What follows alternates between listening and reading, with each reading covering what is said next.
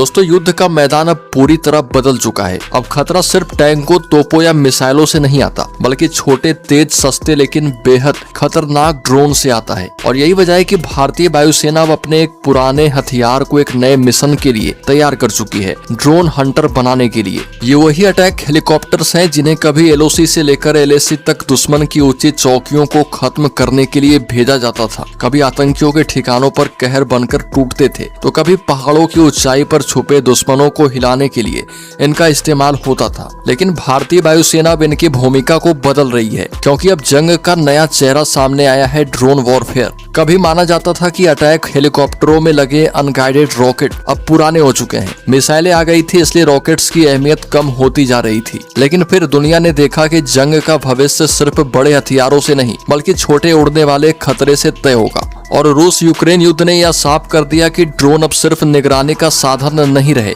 वो हमले करते हैं, रफ्तार बदलते हैं, झुंड में आते हैं और दुश्मन की डिफेंस लाइन को उलझा देते हैं। और पश्चिम एशिया में ईरानी ड्रोन ने तो अमेरिका और इजराइल जैसी ताकतों को भी सोचने पर मजबूर कर दिया है। यानी एक सस्ता ड्रोन भी कभी कभी करोड़ों की डिफेंस मशीनरी पर भारी पड़ सकता है।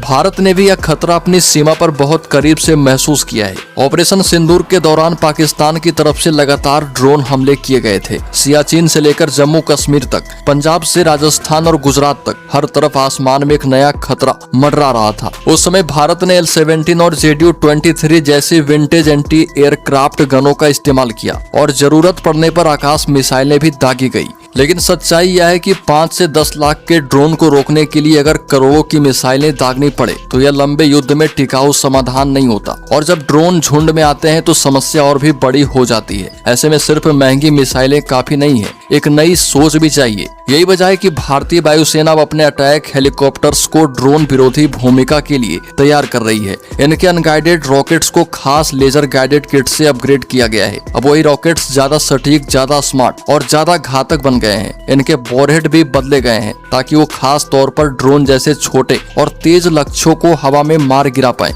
और इनकी मारक क्षमता करीब 10 किलोमीटर तक बताई जा रही है। इसका मतलब साफ है कि अब दुश्मन के ड्रोन को बहुत पहले ही हवा में ही खत्म किया जा सकेगा। हाल ही में पाकिस्तान सीमा के पास हुई एक्सरसाइज में भारतीय वायुसेना ने इसी तैयारी को धार दी है। इस अभ्यास में फाइटर जेट नहीं, बल्कि सिर्फ अटैक हेलीकॉप्टर्स को शामिल किया गया था। यानी संदेश बिल्कुल साफ था, भारत अब आने वाले ड्रोन युद्ध के लिए पहले से तैयार हो रहा है। आज की जंग में जीत सिर्फ ताकत से नहीं, एडेप्टेशन से मिलती है। जो देश खतरे को समय रहते पहचान लेते हैं, वही भविष्य की लड़ाई तय करता है। और भारत अब उसी दिशा में तेजी से आगे बढ़ रहा है। पुराने हथियारों को नई युद्ध भूमि के लिए फिर से तैयार किया जा रहा।